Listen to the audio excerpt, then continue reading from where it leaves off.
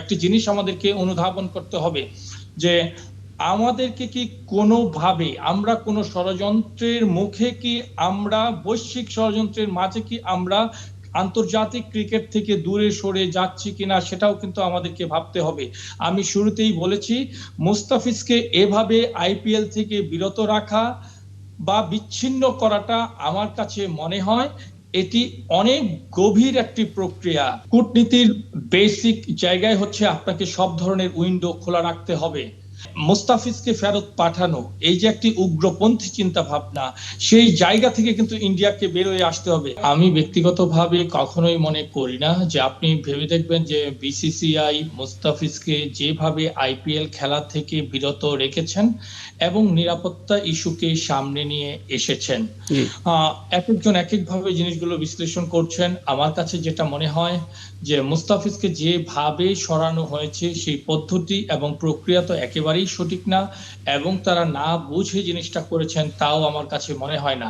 আপনারা জানেন যে আইপিএল টুর্নামেন্ট কিন্তু সামনেই কিন্তু বিশ্বকাপ রয়েছে। বিশ্বকাপকে কেন্দ্র করে এবং বাংলাদেশ ভারত গত 1 বছর বা 1.5 বছরের যে সম্পর্ক বিরাজ করছে, হ্যাঁ, সেটা কিন্তু আপনার ইতিবাচক কিন্তু কখনোই নয়। সো মুস্তাফিজকে কেন্দ্র করে মুস্তাফিজকে যদি আইপিএল থেকে বিরত রাখা হয়, এটা বাংলাদেশের জনমানুষের কতটুকু প্রতিফলিত হবে তা বিসিসিআই জানতো না, এটা কিন্তু আমি এমন ধারণা করছি না। কাজেই সেই প্রেক্ষিতে এখন যেহেতু বিশ্বকাপে আমাদের স্বভাবতই আমাদের ক্রিকেটারদের নিরাপত্তা এবং জাতীয় মর্যাদার বিষয়টি সামনে এসেছে, এই প্রশ্নগুলোই কিন্তু আমাদের ক্রিকেট বোর্ডের সভাপতি এবং আমাদের মাননীয় ক্রীড়া উপদেষ্টা এই বিষয়টিকে সামনে এনেছেন। সেই প্রেক্ষিতে এখন বর্তমান অবস্থান তৈরি হয়েছে। সো ডেফিনেটলি এটা তো আমাদের যেহেতু আমরা একজন ক্রিকেটারের নিরাপত্তা দিতে পারছি না, সেখানে আমরা কিভাবে আমাদের ফুল টিম ম্যানেজমেন্ট, আমাদের দর্শক সবার নিরাপত্তা কিভাবে বিসিসিআই নিয়ন্ত্রণ করবে, সেটাই কিন্তু এখন মূল প্রশ্ন। হ্যাঁ, কিন্তু দেবব্রত পাল, একটা বিষয় আপনার কথার প্রসঙ্গে একটু বলি। সাধারণ মানুষের তো অনেক সাধারণ প্রশ্ন থাকে, কিন্তু সেই সাধারণ প্রশ্নগুলো ভীষণ রকম যৌক্তিক মনে হয় আমাদের কাছে কখনো কখনো। যেমন আমরা দেখতে পাচ্ছিলাম অনেকেই এই প্রশ্নটা করছেন, আমরা আসলে কাদের কাছে দাবিটা করছি যে আইসিসির মাথা থেকে পা পর্যন্ত স্তরে স্তরে ভারতীয় কর্মকর্তারা জড়িত রয়েছেন, তারা কি অতটা লিবারেল থাকবেন নাকি নিজেদের দেশের প্রতি একটু বায়াস হয়ে যাবেন? না, ডেফিনেটলি আপনার যেহেতু আপনার আইসিসিতে বিসিসিআই অত্যন্ত প্রভাবশালী, শুধু এটা আজকের মধ্যে নয়, গত আপনি 20 বছর 25 বছর 30 বছর দেখবেন, যেহেতু রেভিনিউ শেয়ারিং এ তারা অনেক গুরুত্বপূর্ণ ভূমিকা পালন করে থাকেন মিডিয়া রাইট সহ প্রত্যেকটা ব্যাপারে, সেহেতু তাদের প্রভাবটা অত্যন্ত ব্যাপক। আর যেহেতু আইসিসি প্রেসিডেন্ট হিসেবে বিসিসিআই এর সাবেক সভাপতি কিন্তু বর্তমানে সেক্রেটারি কিন্তু বর্তমানে আইসিসি প্রেসিডেন্টের হিসেবে অভিষিক্ত আছেন। তো এখানে আপনার বিসিসিআই কে অধিক মূল্যায়ন করা হবে, সেটাই কিন্তু স্বাভাবিক ওই দৃষ্টিকোণ থেকে। কিন্তু বাংলাদেশ যে প্রশ্নটি রেইজ করেছে, যেহেতু নিরাপত্তা ইস্যুতে পাকিস্তান ইন্ডিয়াতে আসতে চায় না কিংবা ইন্ডিয়া পাকিস্তানে যেতে চায় না, গত 1 দশক যাবত আমরা এই দ্বন্দ্ব দেখতে পাচ্ছি। যেহেতু অল্টারনেট ভেন্যু হিসেবে শ্রীলঙ্কার রয়েছে, সেহেতু বাংলাদেশের পক্ষ থেকে, বাংলাদেশ সরকার বলি বা ক্রিকেট বোর্ড বলি, সে পক্ষ থেকে কিন্তু সেই প্রস্তাবনা কিন্তু অত্যন্ত যৌক্তিক।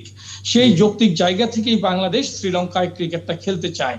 বাংলাদেশ কিন্তু স্পষ্টভাবে বোর্ড সভাপতি এবং ক্রীড়া উপদেষ্টা, যদিও আমি মনে করি যে বোর্ড সভাপতি কিংবা সিইওর মাধ্যমে যদি এই বক্তব্যগুলো উপস্থাপিত হতো, সেটাই কিন্তু অত্যন্ত সুন্দর ছিল। আমরা কি হয় আমরা দেখতে পাচ্ছি যে বিভিন্ন রকমের বক্তব্য কিন্তু আমরা দেখতে পাচ্ছি।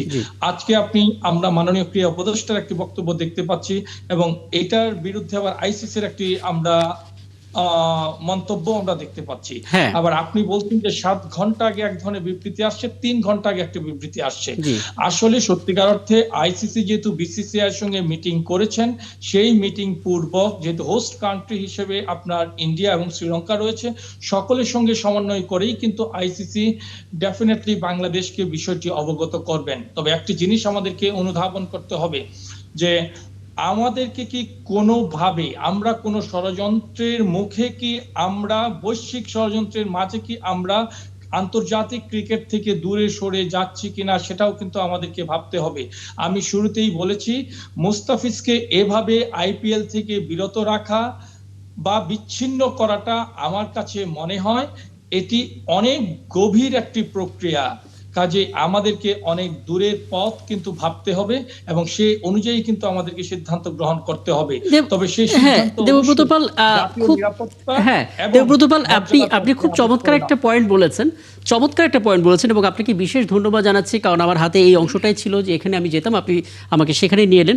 ছোট করে একটু বলবেন, মানে আপনি ক্রিকেট খেলেছেন, মাঠের ক্রিকেট টেম্পারমেন্ট আপনি খুব ভালো জানেন, আপনি জানেন বোর্ড কিভাবে আইসিসিকে ডিল করে, সেই অভিজ্ঞতা থেকে একটু বলবেন, যদি বাংলাদেশ কোনো জিও পলিটিক্সের পাল্লায় পড়ে ভিকটিম হয় এবং আন্তর্জাতিক ক্রিকেট ম্যাচ থেকে তাদেরকে ইন্টেনশনালি বিরত রাখার একটা চেষ্টা হয়, বাংলাদেশ আসলে কোন প্রক্রিয়া এখান থেকে বেরোতে পারে? সহযোগী দেশগুলো কতটা সহযোগিতা করছে আসলে এক্ষেত্রে?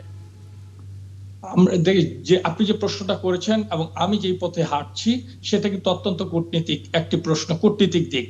কূটনীতির বেসিক জায়গায় হচ্ছে আপনাকে সব ধরনের উইন্ডো খোলা রাখতে হবে। আমরা হয়তো ওয়ার্ল্ড কাপ আমরা শ্রীলঙ্কায় যদি আমরা খেলি, আপনি হয়তো আপাত দৃষ্টিতে আমরা একটি সমাধানের পথ খুঁজে বের করলাম, কিন্তু আমরা যদি ভবিষ্যতের পথে হাঁটতে চাই, আমরা যখন ইন্ডিয়াতে খেলতে যাব না, ইন্ডিয়াও কিন্তু অনুরূপভাবে বাংলাদেশে আসতে চাইবে না। কাজে এই ব্যাপারটা কিন্তু আমাদের একটি সমাধানে আসতে হবে। এই যে আমাদের মানে মুস্তাফিজকে ফেরত পাঠানো, এই যে একটি উগ্রপন্থী চিন্তা ভাবনা, সেই জায়গা থেকে কিন্তু ইন্ডিয়াকে বেরোয় আসতে হবে। অনুরূপ ভাবেও কিন্তু আমাদের সম্পর্কের জায়গাটাও কিন্তু অনুরূপ ভাবে জানলাগুলো, কূটনীতির জানলাগুলো বলি বা আমাদের সম্পর্কের জানলাগুলো কিন্তু খুলে রাখতে হবে। আপনি যদি একটা জিনিস খেয়াল করেন যে বাংলাদেশ ইন্ডিয়া যেভাবে বাংলাদেশকে আপনি যদি রাষ্ট্রীয় পর্যায়ে বলি, এই সম্পর্কটা কিন্তু গত 10-15 বছর যাবৎ পিপলস টু পিপলস জিনিসটা সুখকর ছিল না। তাই বাংলাদেশের মানুষের কাছে জিনিসগুলো ইতিবাচক ভাবে তাদের আচরণ গ্রহণযোগ্য হয়নি, যেটার প্রভাব কিন্তু ক্রিকেটেও পড়েছে। এবং আমি আসলে আপনাকে ধন্যবাদ জানাচ্ছি, কারণ যে পয়েন্টগুলোতে আসলে কথা বলা দরকার ছিল সবটাই কভার করা হয়েছে। এখন আমরা আসলে আইসিসির একটা মেইলের অপেক্ষায় আছি। আপনি আছেন আমাদের সঙ্গে। আমি সবশেষ 1 মিনিটের মধ্যে লোটন আপনার একটা মতামত জানতে চাই। বাংলাদেশের এই মুহূর্তে শক্ত সিদ্ধান্ত নেওয়া উচিত ছিল, নেওয়া হয়েছে। বাংলাদেশ খেলতে যাবে না ভারতের ওয়ার্ল্ড কাপ এবং বাংলাদেশ আইপিএল প্রচার করবে না, কিন্তু দিন শেষে আইসিসির প্রভাব যতটা আছে বিসিসিআইয়ের, সেই প্রভাবের মধ্যে বাংলাদেশ কতটা টিকে থাকতে পারবে? ছোট করে। ধন্যবাদ।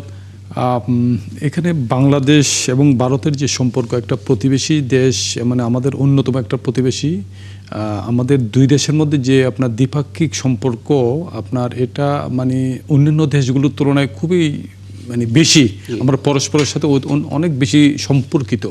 অতএব এই পরিস্থিতিতে আমার যেটা মানে পর্যবেক্ষণ, সেটা হলো দুই দেশকেই এই যে ক্রিকেটকে কেন্দ্র করে দুই দেশের মধ্যে এর আগে যে আমরা আপনারা জানেন যে অন্তর্বর্তী সরকার যে মানে যে এর আগের যে বাংলাদেশের সাবেক প্রধানমন্ত্রী সে দেশে আশ্রয় নেওয়ার কারণে যে সিটি দিয়েছে, সিটির উত্তর দেননি, সেটার তার পরবর্তীতে 2বার সিটি দেন, সেটার উত্তর দেননি, একটা টানাপোড়েন চলছে। এর মধ্যেই মুস্তাফিজের বা ক্রিকেটের ইস্যুটা আসলো। এখন এই ইস্যুতেও বাংলাদেশের সাথে ভারতের যে সম্পর্কের টানাপোড়েন চলছে এটা, এবং সামনে ফেব্রুয়ারি মাসে যে ইলেকশন, একদম এই ইলেকশনেও ইলেকশন পরবর্তীতে এর মানে যে প্রভাব যাতে না পড়ে, এবং উভয় দেশকে আমার মনে হয় কূটনৈতিক দিক থেকে ভাই যেটা বললেন যে আমাদের কূটনৈতিক সম্পর্কে সবগুলো উইন্ডো খোলা রাখা উচিত। বাংলাদেশ যেমন ভারতের প্রয়োজন, ভারতকেও বাংলাদেশের প্রয়োজন। দুই পক্ষকেই পরস্পরকে সম্মান দিয়ে পরস্পরের যে মানে একটি স্বাধীন দেশের যে প্রক্রিয়ার উইন্ডো খোলা রেখে সমস্যার পরস্পরকে সম্মান দিয়ে এটা সমস্যাটা সমাধান করা।